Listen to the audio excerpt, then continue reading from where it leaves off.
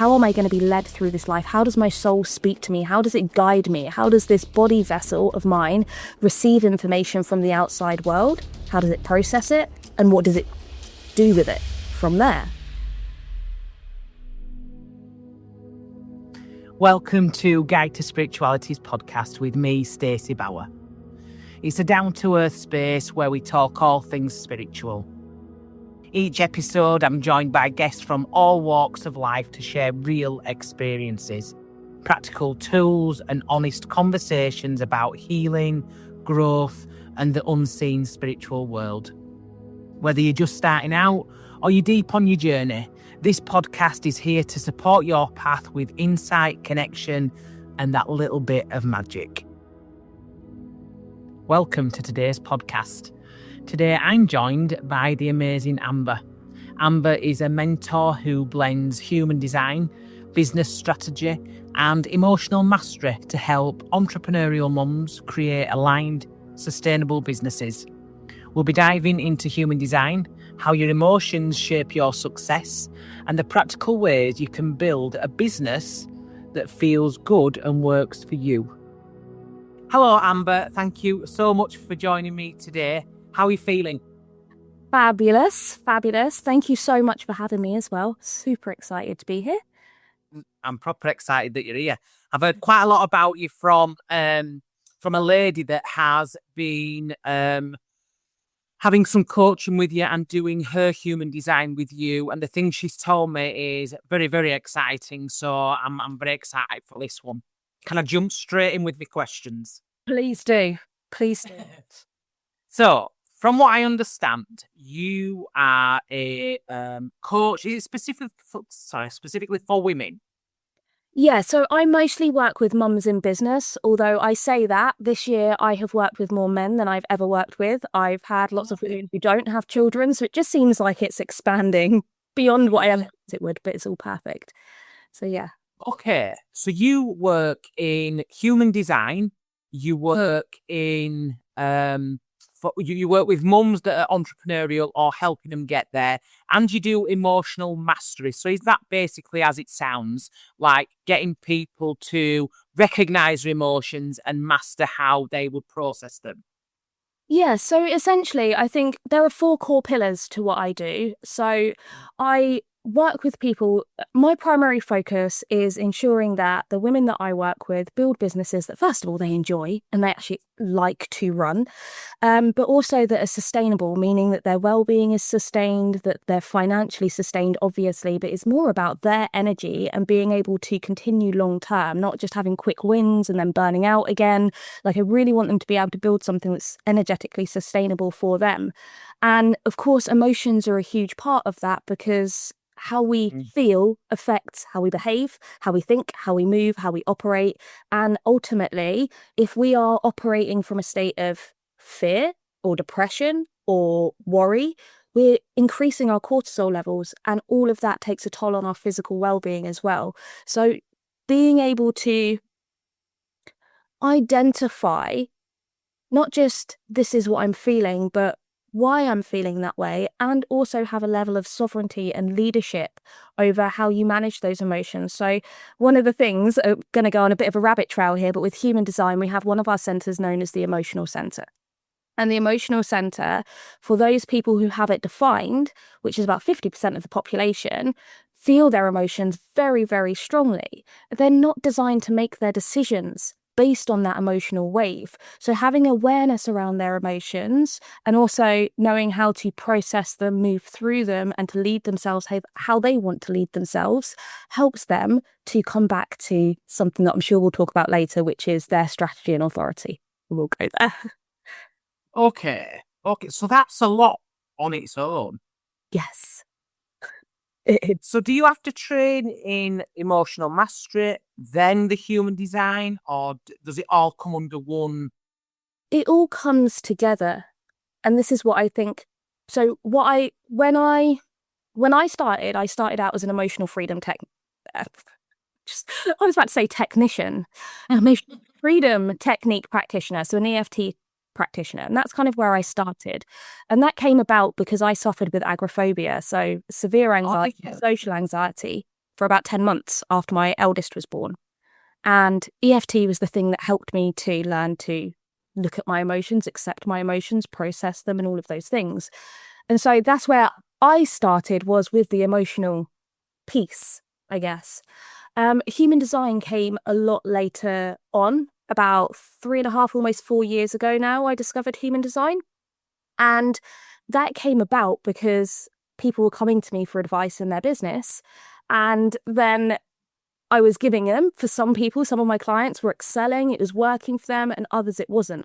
And I was a little bit like, I don't know why. I don't know what else I can do to help you. And then at the same time, I discovered human design, and I was like, oh my goodness, it's because you were never designed to work the way that I do. You were never designed to market in that way. You weren't designed to sell in this way. You weren't designed to even, for some of them, even do what they were actually doing in the way that they were doing it. So it was this huge shift for myself. It was a huge shift for my clients. In terms of you or anybody else that came to work with me or wanted to go down the rabbit trail of human design, what I really found was that human design is like the catch-all. It's a self-awareness tool. So it literally means that you could look at any facet of your life, your business, through the lens of your human design. And so it all comes together. Like I mentioned about the emotional center, that's just one facet. We could look at your splenic center, which has everything to do with your intuition, which I know is right up your street, Stacey. Yeah. The splenic center for intuition and well-being. We can look at your sacral center for your creativity and your passion and your life force energy. So there's all of these parts to a human design chart that actually tap us into pretty much any problem that we're experiencing. And that's where it gets to be fun. So it all comes together. So, what actually is human design then? What does it mean? Okay. This is where it gets juicy and why I get excited about human design, because human design is a combination of ancient and modern sciences brought together. So we often get people that say, like, you know, I believe in astrology, I believe in my star signs, but I don't believe in, you know, scientists. I'm not a big fan of research. Or we get people that say they follow the I Ching or the chakra systems or all of these things, and we get very stuck in the one thing that we appreciate, the one thing that we know and trust, and kind of discount everything else. Now, human design brings all of those systems together. So when you get a human design chart, you are essentially looking at your astrology, the I Ching, the Kabbalah, your biology, your chemistry, your physiology, psychology. We're looking at the genetic codons as one representation. So rather than discounting anything, we say, what if we take the best of it all, the best of everything that we've kind of discovered so far, and say, if we look at you as a whole energy body and a physical body and a spiritual body, what do we get? Who are you?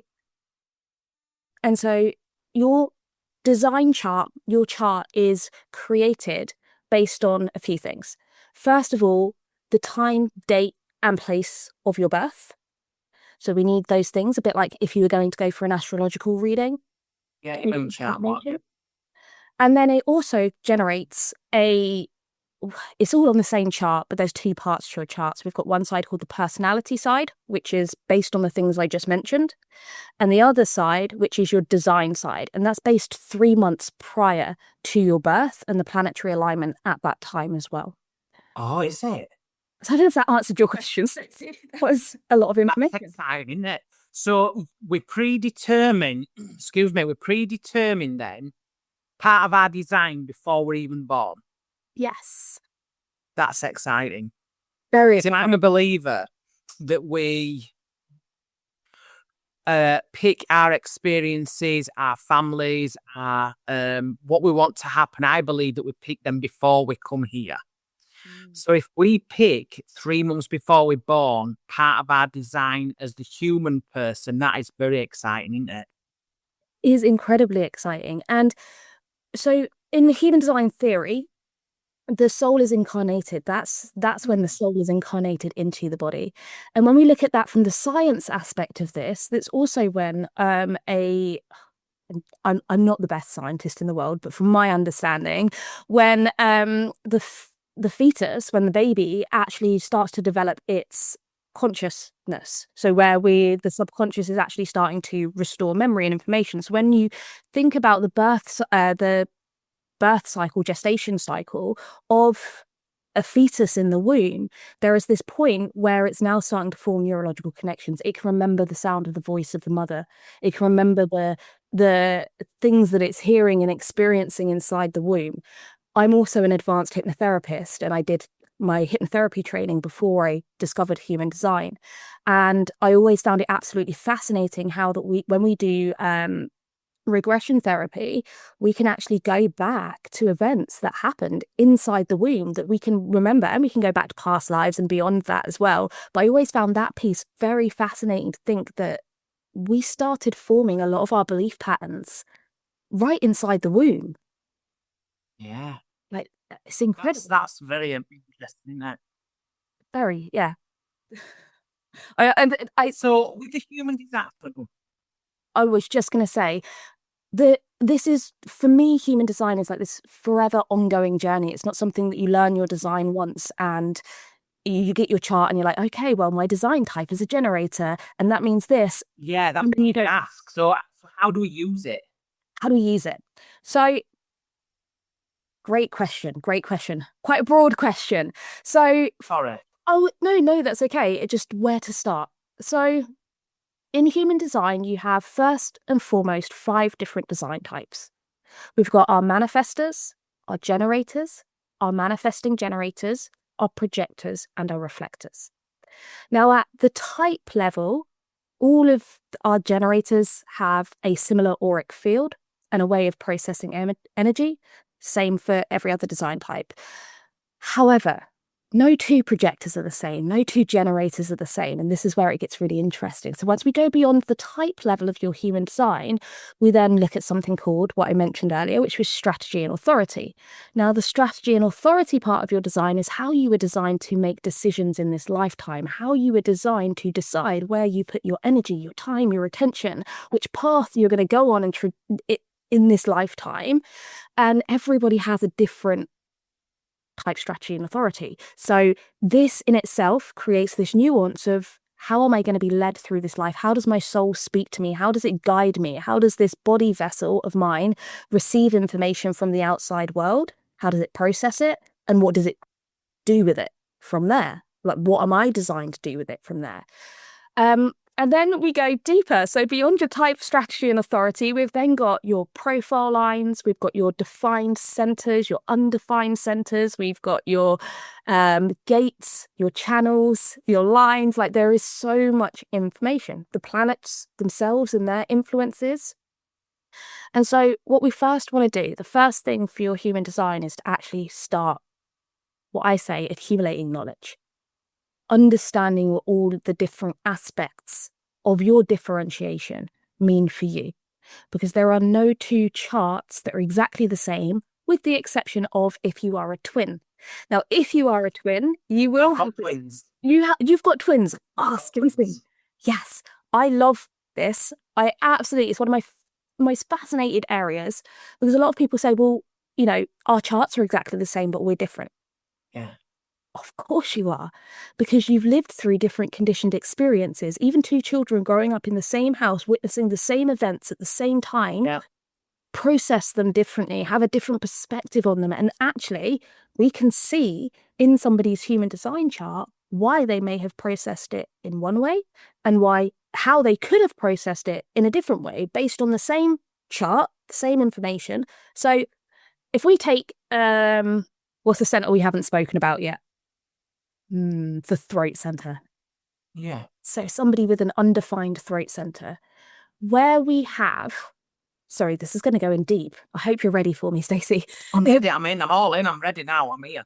When we have a defined throat center, or any center in our chart defined, it means we have consistent ways of processing energy within that center and consistent access to it. Now, the throat center is the center of communication. It's the center of manifestation, and it's the center of self-expression. It's where we're designed to move from inner authority to our outer authority in the world to have impact. And so somebody with an undefined throat center does not have the same consistent way of expressing themselves, of communicating, or of manifesting things into reality. Where we are undefined, it's where we're receiving from the world. So where we're defined, it's ours, it's consistent. Where we're undefined, it's receivership, it's where we're taking stuff in. And so for the throat center, let's say there was a situation happening in the home, I don't know, something really small. It might have been an argument over the TV. Now, one of those individuals with an undefined throat center in that moment may have been receiving the energy from their parent who got involved. And their parent's communication, the parent wanted to communicate, just take it in turns. And that child has picked up and received that part of that communication. And that's what they put out through their throat center, because they're receiving this information, they're putting it back out there into the world, but it's going to be inconsistent. And so that may have what they express. We can take turns. Now, the other undefined throat center, exactly the same design, is also open, but what they're receiving may even be the communication of the sibling next to them who's saying, no, this is my time. I don't want to take turns. I want to have an hour. Really, that's what she really wanted to say. And so they're expressing that. So we can see that although you both have undefined throat centers, and bearing in mind, we're taking into account here that ajna, the way the mind processed that situation, perhaps the emotional center and the way that processes, it's not just one center on its own. That entire situation, your entire energy body is working. And so it just becomes very interesting to see how our potential for conditioning, even though the potential is the same, the way in which we may have been conditioned is different. Yeah. You see, me and my sister obviously grew up in the same house, and we had the same parents. But I remember when we grew up, or as we were growing up, me and Dad were drinkers, but there were points where I were like, this isn't right, and this and that and other, and she were very much of, but I were very and I still am very outspoken, and sometimes I need to try and pull it back a little bit, like, I didn't mean it like that, it just came, sometimes it's out before I even know it's in my brain. But my sister were very much of, well, look, it's their house, can't, and wanted it to be all okay. Not that she were like, not a pushover or like that. She didn't like the confrontation. She didn't like the speaking up and out about it, where I was quite happy to go, well, it's wrong. Do you know what I mean? Yeah. Yeah. So that's interesting, like, so that we both grew up in the same house, but we both have very different ideas of how our childhood was. It's fascinating. Me and my brothers also have very, very, very different experiences, and there's age gaps between us as well. So if you think about, we're experiencing the same thing, but we're also experiencing the same thing at different ages with a bunch of different experiences behind us. It just gets, and this is where the psychology comes in, because it becomes really fascinating. I think what I like to remind people is that the idea of human design is not to get caught up in the conditioning. It's to be able to recognize the conditioning and also recognize that actually, when we have that conditioning behind us, we stop operating as who we were designed to be. We start operating as a result of who other people are, or who they want us to be, or what they expect us to be, versus actually what we were given to bring to the collective, how we were here to contribute to the collective, and how we were here to help the collective continue to expand. Because that's what I believe we're all here for, is continued expansion and evolution. And so if we focus only on the conditioning, which can be tempting to do because we love to heal, we love to unpack things, we miss out on the magic of who we are.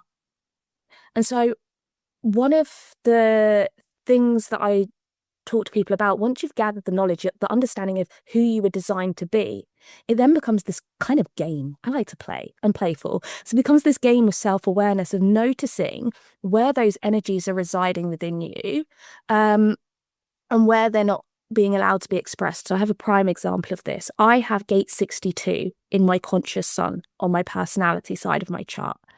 That sun planet represents our life's purpose.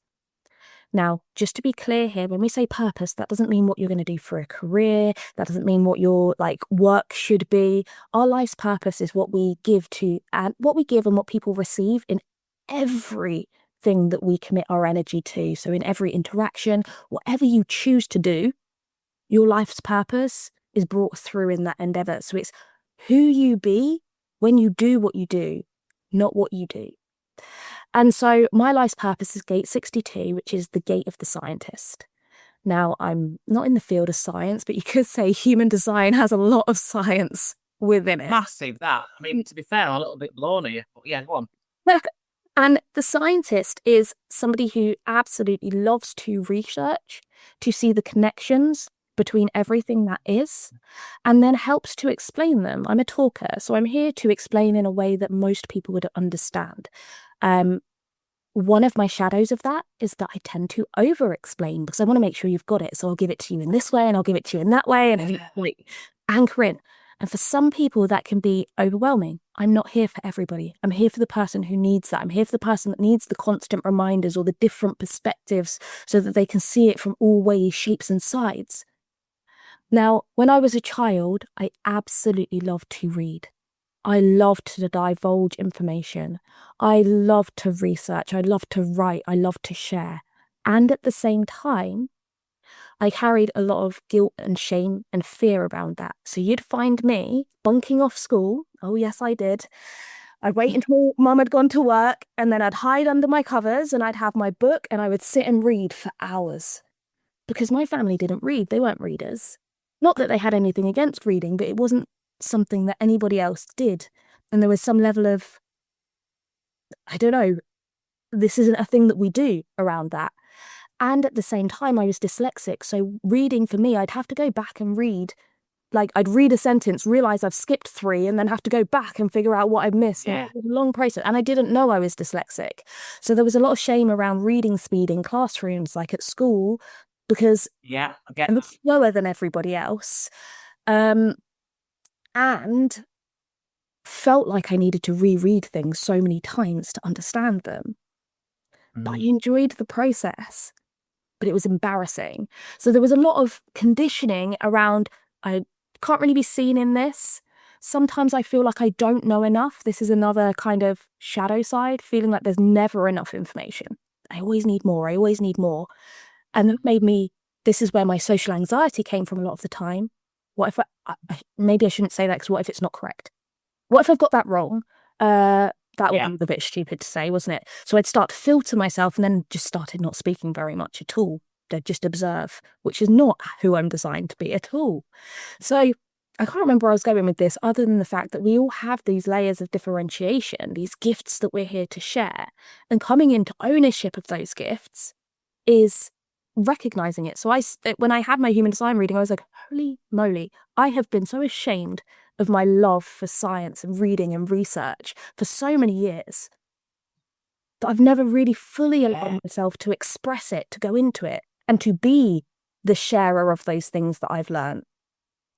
It shifted the entire trajectory of my business. I remember just taking this to business when I used to host my first masterclasses. As you can probably guess by now, they were long. Sometimes up to like 2 hours. And one of my best friends used to say, I love you, but you really need to these should be shorter.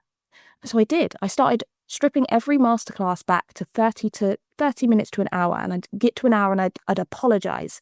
I'd say, I'm so sorry I've kept you so long. I've just got a couple more things to share and then I'll make sure we get off. And I'd never feel like the transmission was complete.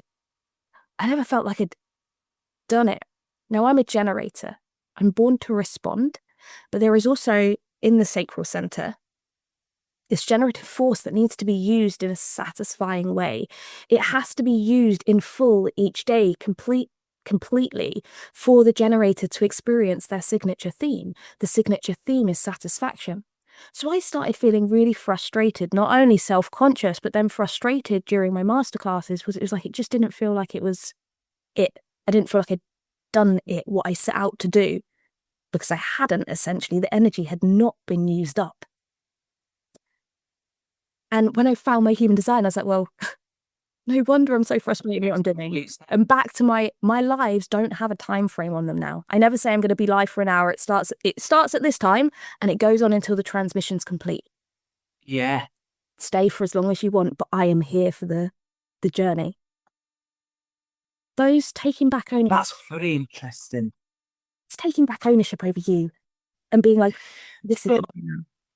So really then, actually I know you set off saying that it's not about your design's not about what you should be doing as a career and what have you. But actually, if you know what your design is, then naturally you will go into a field where you are going to be really quite good at it, aren't you?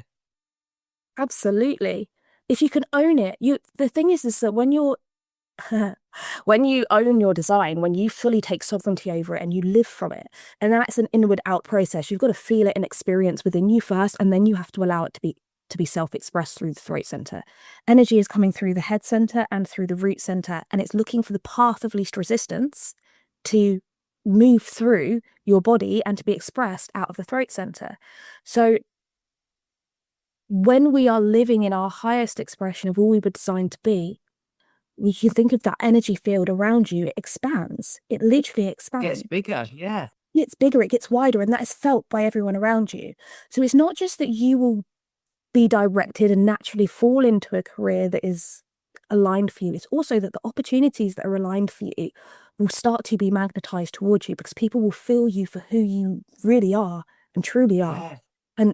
And things will come to you so quickly. Like, I never like to say, if you embody your human design, you're going to manifest your wildest dreams and your biggest life. Because ultimately, most people, and this is what I found very recently, a beautiful lady, you can go and find this video testimonial. It's on my Instagram feed. It's on my Facebook feed.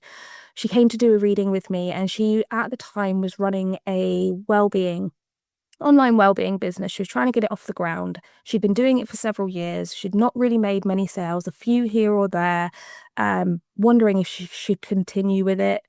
And essentially, like, on the call, she started speaking about her poetry, something that she does just for herself. Never shared it with anybody, but it's been her greatest healing tool. And the shift in her auric field, like, I could feel it from the other side of the screen. I'm on Zoom and I can still feel her, the change in her energy, the change in her body. Like, she just expanded and opened up. Now, it's not my job to tell you, yes, you are a poet. You need to go and publish that. You need to go and share it with No. That's not for me to do. So I just tapped her in. I started asking her questions and I started saying, can you feel the difference in your body when you speak about your poetry versus when you speak about this? Can you feel that? Can you sense that? Absolutely, of course she could. And then we look at her design and we look at her life's purpose. We looked at her Mercury gate, which is her gate of communication. And it was like everything lined up. The things that she writes poetry about are literally written into her design. The things that, like, the creativity aspect of it was written into her design. And she was like, in her testimonial, she talks about how she just knew. She just knew from hearing who she was designed to be, that this part of her expression that she'd been holding back was ready. Like, it's now, it's time to be released. It's time for me to share that. This is the thing. And I don't know, to be able to have that amount of confidence in yourself. That's amazing, isn't it? Yeah, blows my mind every time. And I'm doing it every day and it just blows my mind every time. It's beautiful. I love this. I feel like I need mine doing. Just going back though, right? Interestingly, when you said that, it brought a memory back to me. Now, when I were at school, when you were saying about reading, my dad didn't. I mean, he could read everything. He used to read paper, but not books. My mum used to read books. My sister loves it. I hate reading. I mean, it's one of the things. And then when you said actually, I used to skip 3 lines and go back. I remember doing that. And then I remember in English, we had one teacher. Didn't particularly like the man, but he used to have you all standing up and reading. Well, some people were fluent readers. They were all like, da, da, da, da. And I remember standing with this book going, and I used to add words in that weren't there. Yeah. And then I used to miss words. And at one point you went to me, well, like, is there something wrong with you? Do you need glasses? What's up with you? Why can't you just read it? And I remember like, oh, and then every time we went into English lesson, I used to think, oh, please don't make us read out loud. Please don't make us read out, because I hated it and I could not get my head around it. There were a point to me saying this, but I feel like I've just gone on a bashing now. I'm an English teacher. But the whole thing of it, but it's interesting that like you've had the same experience, but so we might have some parts very similar, because some of the things you were saying, I was like, yeah, but I did that. Yeah, I will like that. But actually, like you say, we've had two totally different experiences around the similar sort of thing. Yes. But one will lead you to thoroughly enjoy the reading, and I've gone, absolutely not, thank you. Isn't that odd? Well, there's also, so we're talking about an experience in a situation that could be similar. We could have been in, we weren't, but we could have been in the same classroom and had Yeah. the same teacher, the same experience, the same kind of things thrown at us. And we are likely defined in very different places with different states and different energies. So again, even in our definition, my love for reading, I would have said to anybody, even 10, 15 years ago, if you'd asked me, you know, are you an academic type? Do you like to learn? I would have been like, no. Mm. And at the same time, behind that, if I'd thought a little bit deeper to that question, I would have been like, well, I do like to learn in the right circumstances. If it's self-led, if it's this way, if it's that way, if it's about this, I've got no interest in learning about politics. I've got no interest in learning about this. But if you give me this, hell yes, I'll learn more. Yeah. And so that again adds this layer of nuance. As a generator, I'm here to follow what lights me up and what excites me. I'm here to not just Gate 62 is my life's purpose, but it's not anything and everything I'm here to research. So somebody else can have a Gate 62 in their life's purpose. They could also be a scientist, or an archetype of the scientist in their life's purpose. But their field is going to come from their type, strategy, and authority. So in my field, I've been led into my field through my sacral yes and through my excitement and through that interest. Their field could be wildly different. It could be equestrian horses or something along those fields. So the fact that you have had similar experience, yet you are designed differently, will also impact what gets sparked on you later on, because as you move through the rest of your life, there are going to be other influences and other sparks. And it may simply be, actually, that reading's just simply not that important to you. That's it, it's just not important, yeah. Hi, I'm just taking a quick break to thank you all so much for listening to the podcast and for all your lovely support. If this episode gave you something to think about or simply felt helpful, you can support future episodes and my tea habit over at Buy Me a Coffee. The link is buymeacoffee.com/guide to spirituality. Every little bit helps me keep creating, sharing and growing this space, and I'm truly grateful. How interesting. So how does this come about then? So one day you're doing your hypnotherapy, you're doing your emotional work. Where does human design come across one day and you go, well, actually, that's for me, thanks ever so much, and I'm going to master it? It was actually like a complete contrast experience. When I first found human design, I was like, what the hell are you talking about? It makes no sense whatsoever. So, a beautiful soul named Claire, who used to be my virtual assistant, and she did a lot of lead generation and things for my business, actually had another client called Shari Thompson. And she said, you have to listen to Shari. I think you'll really like Shari, and just go and watch one of her lives. And I went and watched one of her live videos. She was talking about human design. And I was just, honestly, I think I tuned out after about 20, 30 minutes and was like, I have no idea what you're talking about. No idea. And yet at the same time, there was something about Shari's presence. I absolutely love her. She's such a beautiful soul. Whilst I didn't resonate with anything she was talking about at all, not even for a minute, I couldn't wrap my head around a single word she said. May have something to do with the fact that I jumped in about 10 minutes after she started, so I didn't really know what she was talking about. And then was so confused that I was like, I'll just, not for me, a world of other things. But Shari herself, her presence, her magnetism was out of this world, and I continued just to follow her, talk to her, interact with her. And the longer I followed her, obviously the more snippets I got of this human design stuff, and eventually downloaded my own chart and was like, no, I get a little bit of what this means based on what she's written here.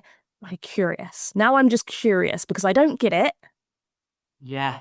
And it is a bit like going back to actually that experience of reading. I've got to go back again. I didn't really understand it. I've got to go back again to get more. And then I had a I don't know if I had a reading with Shari first. I can't remember. We did something together. I purchased something from her and went through this one-to-one call with her. And she was tapping me into my design, facets of my design. And it was that moment where I just went, holy crap. All of the parts of myself that I disliked, how sensitive I am in my relationships. This was one of the biggest things. So I'm a 4-line. My entire business is built on relationships. The quality of the people that I know and connect with and the relationship that we have is so much more important to me than the quantity. So people were, when I came, I started my first business in 2014. I took a break after my divorce and then I reopened a new business in 2020. So yeah, 2020, end of 2020. And where was I going? How did I get into human design? This was it. God, Yeah. short trail.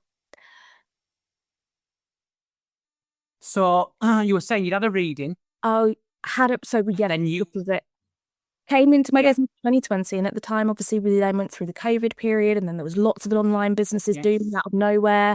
And so the whole industry was changing quite rapidly at a really quick pace. And there was lots of talk at that time, and as I was restarting my business, of growing a large social media audience, making sure that you've got thousands of people following you, and the more views you've got, the more successful you're going to be, and the more engagement you get, the more successful you're going to be. And so there was a lot of pressure on creating this epic content that catches people's eyes. And I'm not a visual person. I like to look at pretty things. I'm not a creator of pretty things. That's not who I am. Yeah. It's not what I do. And I never have been. My brother's the artist. Like, he's amazing. He did all of my branding, by the way. Hats off to him. Like, it's just not me. I don't know how to do that.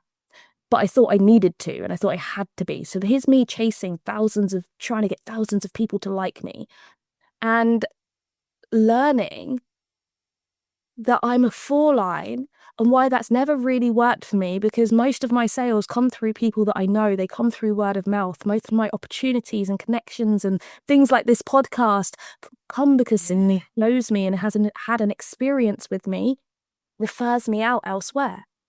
And so there was this mind-blowing moment of like, all of this stuff that I'm doing, and I gave a talk about this yesterday, 80% of what I was doing in my business wasn't generating results. It was keeping me busy. It was keeping me exhausted, burnt out. It was frustrating, so frustrating. And the 20% that was generating income into my business was getting very little attention, which was my relationships and my networking and my podcasting and talking. And it wasn't getting as much attention because I was busy doing all of this social media stuff. And when I realized that, it's not that I stopped doing social media. I started doing social media in my way. I stopped trying to chase leads and likes. I no longer care how many people engage on a post or comment.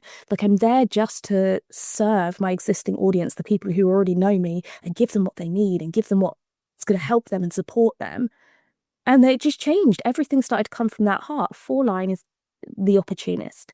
It is deeply connected to our heart chakra. It is deeply connected to the essence of love, service, and authenticity in our connections and our relationships.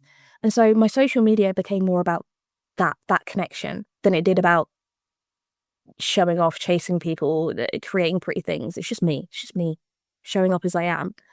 And then it just took so much pressure off. I don't spend a lot of time on social media anymore. And that 20% that was actually driving revenue in my business is where I was able to pour my energy, my time and attention and amplify that. And so, just as an example, yesterday I went to a networking event. There were just over 40 tickets sold. I was doing a talk on human design, and I got home, and one of the things that I asked people to do was fill out their birth information and get their human design chart, which is part of one of my funnel sequences into my business. And there were 66 people. Sorry, there were 40 odd people at the event, and I got back and there were 66 people that during those hours of that event had input their details to get their chart. I was like, this isn't mathing. This doesn't add up. There was this many people at the event. Where did these other people come from? I'm going to take it, loving it. And then I've had lots of conversations with people that I met yesterday. It's been really beautiful. And several of them have said, I've shared the link with my friend. I ran my husband's chart as well. I shared it with this person. I've already shared it with my group and my network. And I was like, oh, that's where the other 66 people are. Yeah. And so not everybody is a four line, and not everybody is going to either gain their opportunities or their business through word of mouth or referrals, and that's perfectly okay. But for me, that's where the gold is. And it's where I have the most fun. It's where I'm in my element. Mm. So not only does business get to be profitable, which is great, but I also get to feel really good. I get to have fun. That's it. Like, he doesn't want that. He doesn't want that. So yeah. That's it. And then you never actually work a day, do you? You never actually work because what you're doing is enjoyable and it's what you're supposed to be doing. I mean, don't get me wrong. There are still. So I think when people get to start embodying their human design, and they have all of these gorgeous sort of expansions in their life, and then something happens, like an event happens. For example, we put my children back into school, and then my eldest really has struggled with, he's got autism, so he's struggled emotionally with going in, and that took a huge toll on me, because taking him into school every morning was like running a marathon. By the time I got home, I've got to start work, I've got client calls, right? Yeah. So life impacts our business as well. But it can lead you to wondering, when those events happen, you can either come back to saying, just because something bad outside has happened doesn't mean that I'm out of alignment with who I was designed to be. I think we have this idea or this vision that there is a way to get beyond the human experience, which is an experience of contrast. We are not designed to have these glorious lives that nothing ever goes wrong and it's always perfect and everything's, just because I'm aligned with who I was designed to be, that the outside world is suddenly shifted and changed forevermore. And and then nothing bad ever happens, and that everything just from here on out just goes on swimming lane. It's all rainbows and butterflies. It just isn't. it isn't. And so often people say something like, let's talk about launching, because I'm here for business owners as well. So people launch a product, they were all in, it's fully aligned for them. They know that at a soul level, they've worked on that and they're so excited about it. And then for whatever reason, the launch didn't go as planned. They didn't quite get as many new people into their offer, product or service as they thought they would. And they go, maybe it wasn't aligned after all. And they start to doubt themselves. The little voice of doubt creeps in. Maybe I don't. Maybe I misread my body. Maybe I didn't really understand that. And they start to go into this doubt phase, and then maybe it was, or maybe I'm not aligned. Or maybe there is a part of you that wasn't quite ready to hold that expansion, or there was something that you needed to learn in this launch. And if we are honest with ourselves, is that fear and doubt speaking, or is that your strategy and authority, your actual body wisdom? Is that mind telling you that, or is it actually your body wisdom telling you that? And if you check in with your body, what's true for you now? If you check in with your head, what's true for you now? Where is that coming from? Yeah. And most people go back to their body and they're like, well, it still feels really exciting. It still feels really aligned. It still feels like the right thing. But my mind is telling me the results aren't showing it yet. And one of the things on this journey of embodiment is actually being able to trust that feeling in here versus your societal conditioning and your paradigm or conditional life conditioning. And to be able to go, I'm going to continue to move with the alignment, and I'm going to learn whatever I needed to learn on this part of the journey. And I'm going to continue to trust that and ground in that. And we go again.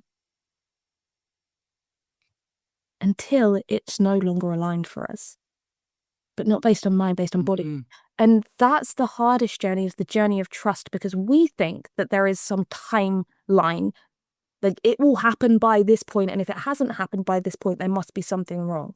But the universe, energy is not working on your time frames and your time scales. There is so much that on its own. It is. Yeah. There is, and it's working with us and independently of us, and with us and independently of us, all at the same time. It's never this and that, right? It's this and that. This and that, both at the same time. And so for me, I am a defined root center. One of the things that I'm very well known for by my clients is grounding them when they're all up in the air, because I have this belief, this solid belief, that everything that my soul desires is meant for me. It is meant for me. There is only trust. And in my gates of my root center, One of my gates is this beautiful gate of what we call imagination, anticipation. It's the being able to see that, imagine that future reality, the quantum realm, the other timeline that we want to be on. And rather than being in the this isn't happening, it's not here yet, in the contrasting experience, being able to be in the delicious anticipation. You know, when you place an order, like you go to Amazon, you order, you put loads of stuff in your cart, you press the checkout button, and it says the delivery is coming on this date. You know it's coming. So you don't keep checking back with Amazon. You don't keep making sure. You don't keep questioning, or maybe it won't arrive on time, or what if it's not going to get here? You know, you just know it's coming, and you get excited about it. And if it's something you really want, you get really excited about it, and you're like, when's it coming? When's it coming? I know it's coming. I can't wait. There's no doubt in your mind it's coming to you at some point. It's just when. It's just going to get there when it gets there. It's going to get there when it gets there, and it's on its way to you. And that's kind of what I think the alignment journey when it comes to manifestation and bringing things into reality is kind of like. It's like, it's coming. You know it's coming. It's yours. It's already ordered. It's on its way. Can you be in the trust zone? And it's going to be this as you imagined it, or something even better. And you cannot foretell what that something even better may be for you. I didn't imagine back in 2019 that after 7 years of marriage, I discover that all of these horrible things about my marriage, and discover all of the things that I did that led to me getting separated and divorced and then leaving my home and my community. I couldn't have imagined. And even when I was in that, no way on earth could I see how this could possibly be good for me. Yeah.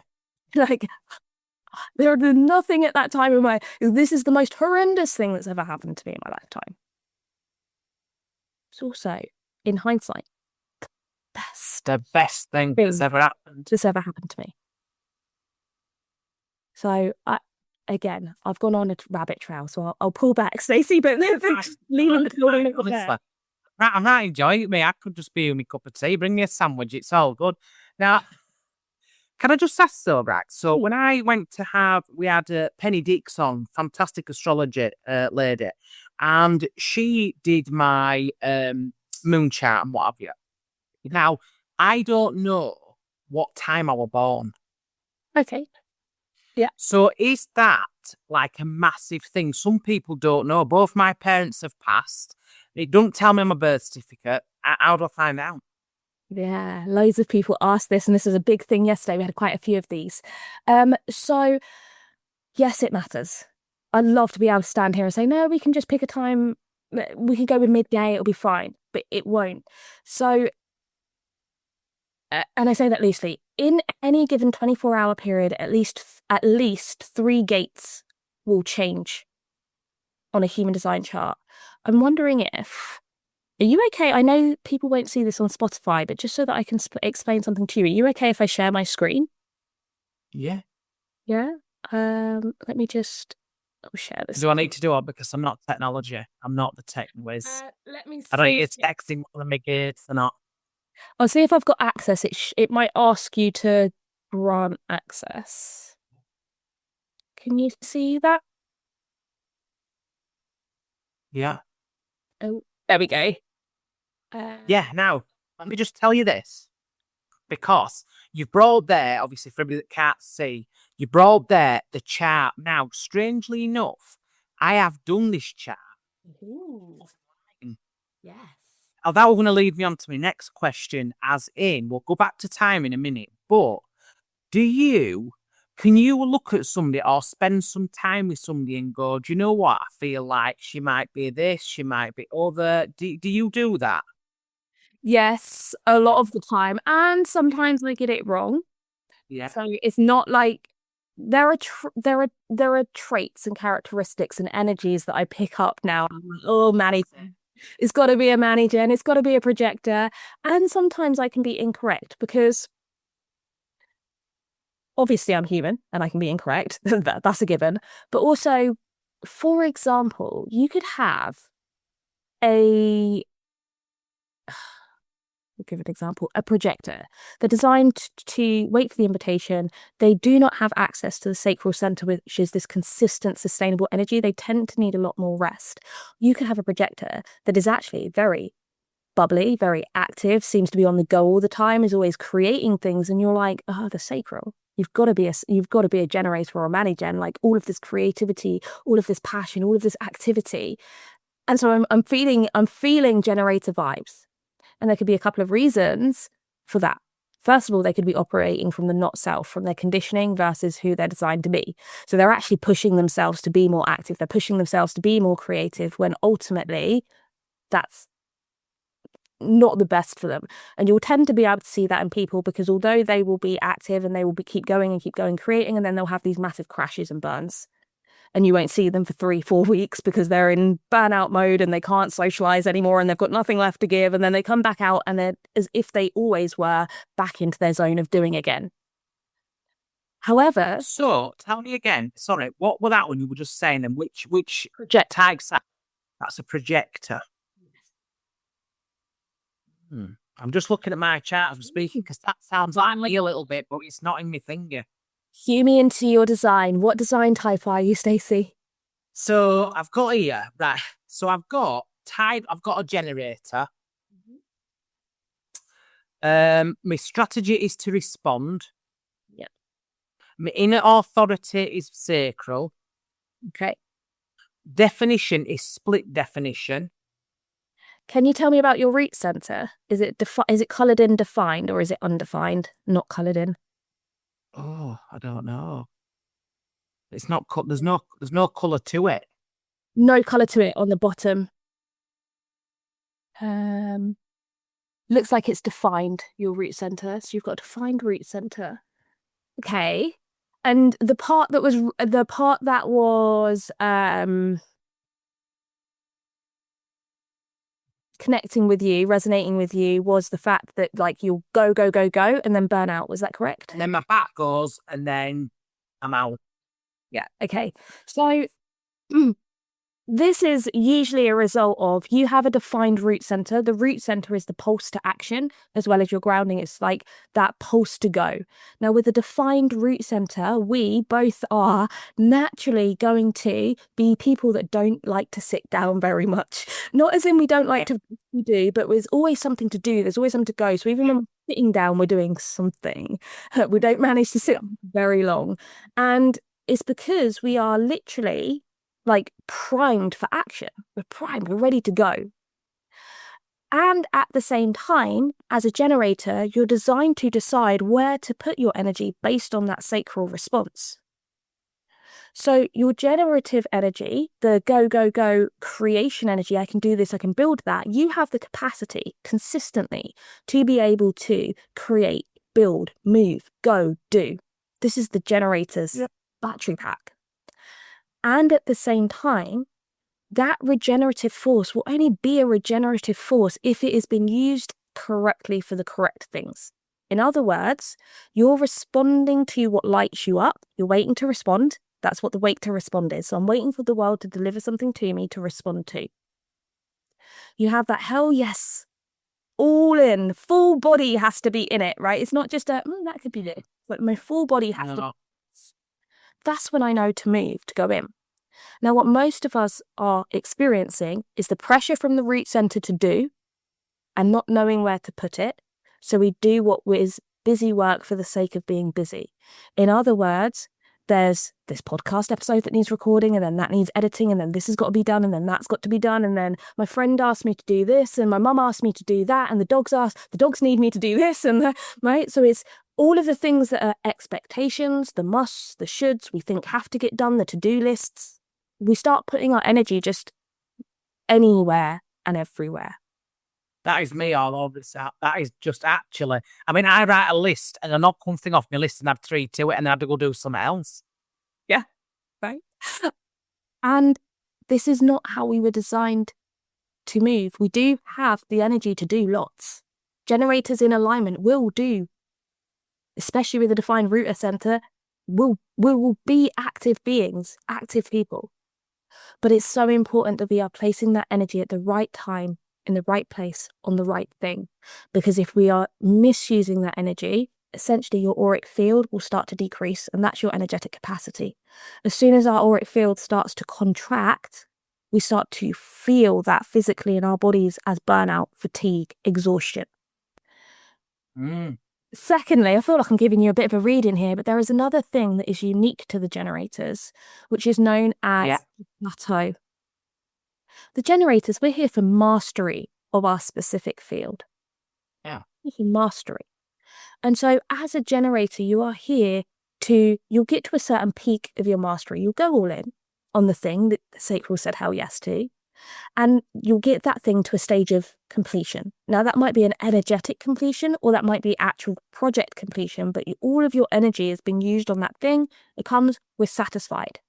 And then guess what we're doing? Waiting to respond for the next thing that gives us that scalp. We're going to go all in him.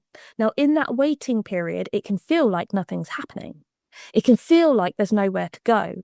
We start to get a little bit frustrated, but we also start to flatline. Our energy flatlines because there's been nothing that's activated sacral. The energy isn't there available to us to go. So if we're in alignment, we wait. We enjoy life. We do the things that bring us some joy. We go for those walks. We move our body. We speak to some friends. We just life. We live life and be fully present with it. Because sacral responds moment to moment. It doesn't talk to us in the past. It doesn't talk to us in the future. It's in the now. This is a yes for me now. And what's aligned for me now may not be aligned for me in 4 weeks' time, and that's perfectly okay. It's in the now. And so we want to be involved in life as much as possible, having fun, not doing tasks, having fun. And as we move through the world in that way, we'll have more things to respond to, and you'll have your next response, and you go all in. Now, sometimes we reach this plateau, and that plateau is the plateau of mastery. This is integration time. It's where we're not here to do anything. We're not here to build anything else or to create anything else. It's literally time for us to be with what it is that we've created so far, what it is we've learnt so far in that creation process, and just to integrate it. And so it can feel sometimes a little bit like a cycle of depression or a little bit of cycle of burnout. But the difference is it usually comes with this very flat, I've got no interest in anything. All of the things that lit me up don't light me up anymore. Nothing I used to enjoy doing is enjoyable for me now. And people try to fight it. So you give you, I've got to get up. I've got to do this. I've got to go. I can't be this person. And the longer you fight it for, the more your auric field contracts for, the more exhausted you get until your body literally says, well, tough. Here's a cold. Here's some... No, I can't tell you how much that is me all over. I can't even start to I'm sat here going, well, that's you. I do this where I do, if you're not if you're not working, but I'm very work oriented. So I like to achieve. I like to know that I've got this done, that's done, others done. It's all, or I'm working towards something. Yeah. And that, when I sit with spirit and whenever I have readings or at my development groups, whenever anybody gives me any sort of reading, spirit will say to me just about every time, you need to pull back a bit and just rest. And you need to live in this present moment. Well, I'm like, yeah, but I'm here, so I'm living in it. So what we're going to do next? And it's not. And that is one of the biggest things that is a thing in my life, that just be here and now. But I'm always looking for, yeah, but do you know what I'm not doing out here? I could be just researching that. I could be seeing that. I could be putting that in place. And I fry myself with it. I do it myself. I do it to myself. Yeah. And so a lot of people then say, well, what do I do about that? Because I can see it. Yeah. And this is where the answer that I give, most people don't like. Or most people don't want to hear. They want the magic pill. We want the thing that's just going to make the switch go. There isn't one. No, just stop doing it. With your awareness, and it's the repetition.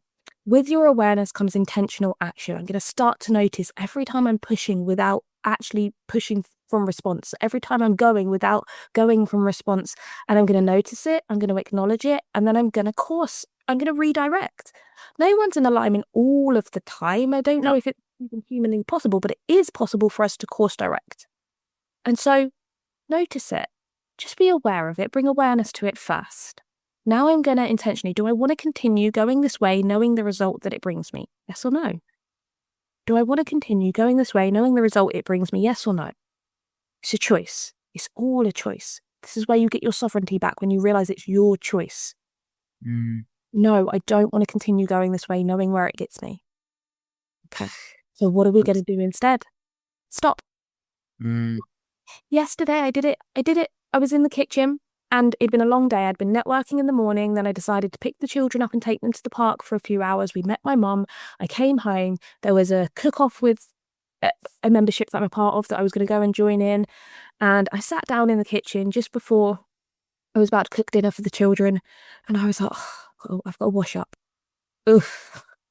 I'm going to wash up. I don't want to. And I'm tired and I'm exhausted. But children need to be fed. Everyone needs to be fed. This has to be done. Does it have to be done right now? Like, I've just walked in the house. Mm. I haven't even had a cup of coffee. I've not had a drink. I've not sat down for 5 minutes. Does it have to be right now? No. Am I going to feel exhausted if I don't just rest? Yes. So I sat down and I grabbed a cup of coffee and I sat there and I said to the children, we'll do dinner, just not yet. I get it. I get that totally. And I waited and I waited. Mm. And I was like, actually, this is getting really late now. I should go. No, because that's time pressure. That's time pressure. And I waited. And I think the cat meowed for food or something. And I got up for the cat. And then I was like, okay, kitchen. Let's do the kitchen. And I was there and I was in it and I was happy and I was vibing and I've got some music on whilst I cook and I'm in my zone. I think we don't trust that things will get done if we wait to respond. Yeah, that's true. That's true. So I just want to very quickly, if it's okay with you, Stacey, go back to your time question. Time, yes. Lots of people have. Yes. Yeah. So it is important. There will be changes throughout a 24-hour period. Now, why I brought up the chart was, let's just say, for example,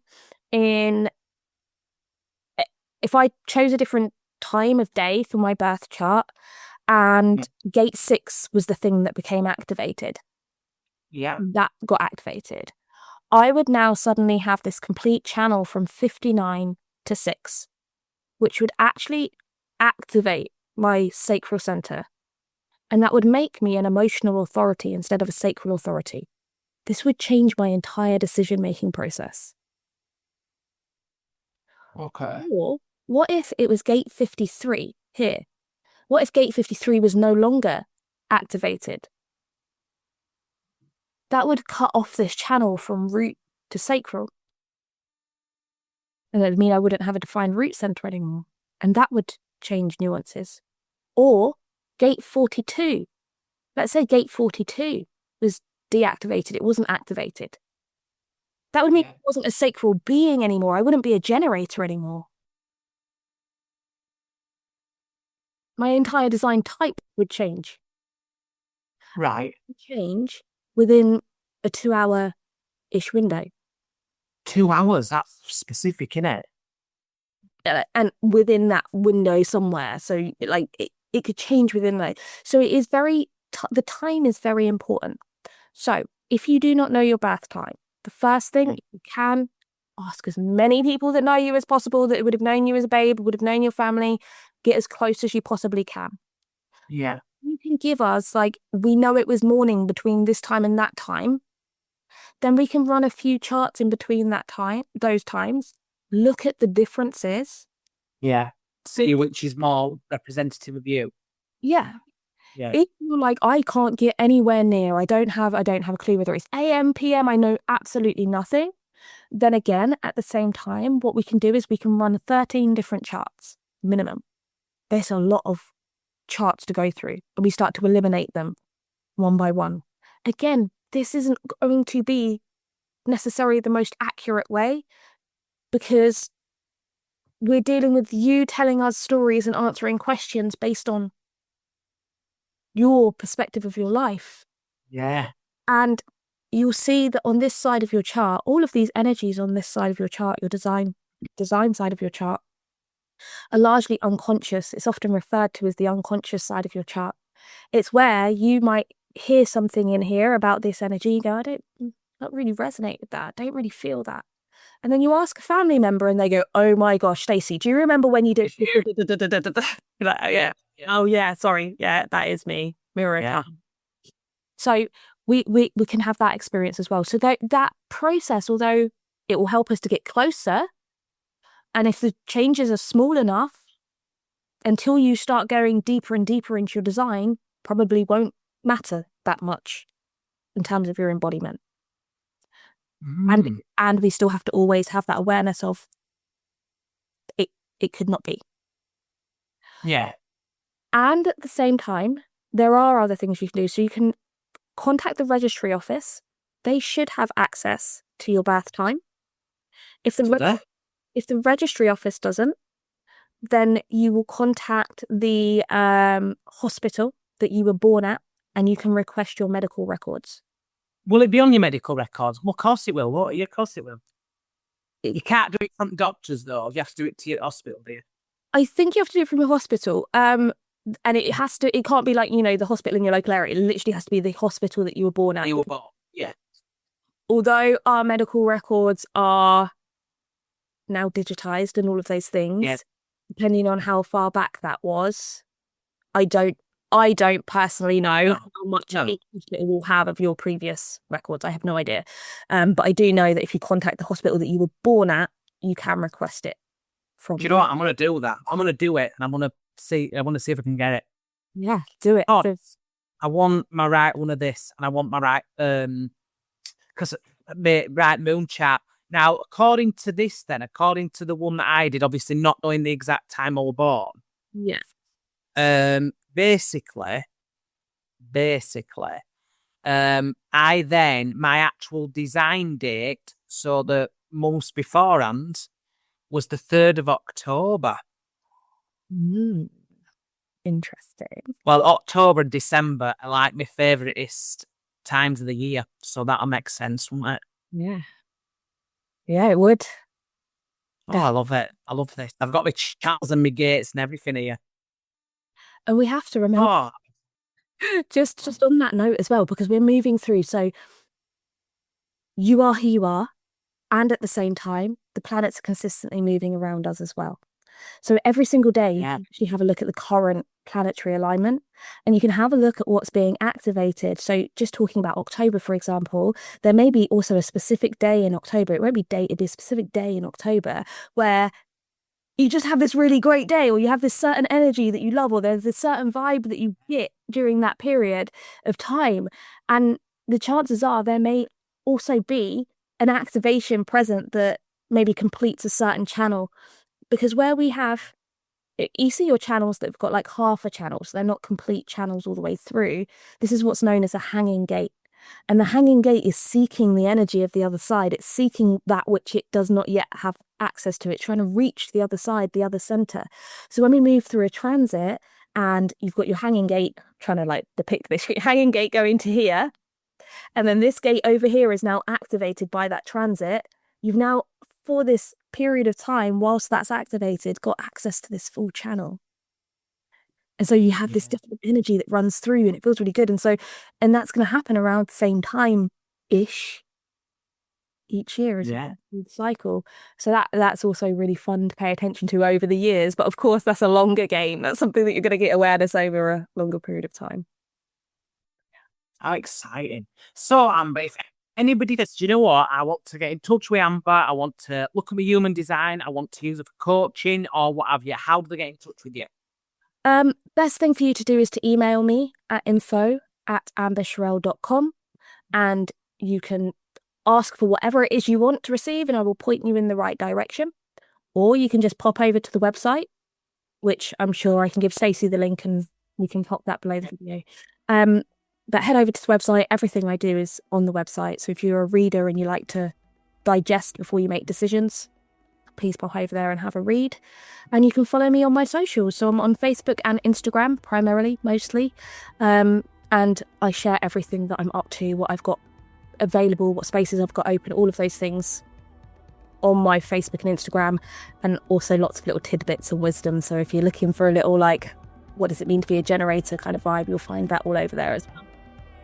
Oh, perfect. Oh, thank you so much for being on today, Amber. I've thoroughly enjoyed myself. Thank you for having me. It's been fun. I've so many rabbit trails, but I love it. It's the best. Thank you. Thank you. Speak to you soon. Bye for now. Thank you so much for listening to me, Stacey Bauer, on Guide to Spirituality podcast. If you enjoyed this chat, feel free to follow, share, or leave a review. It really helps. Take what resonates, leave what doesn't, and keep showing up for you. See you next time.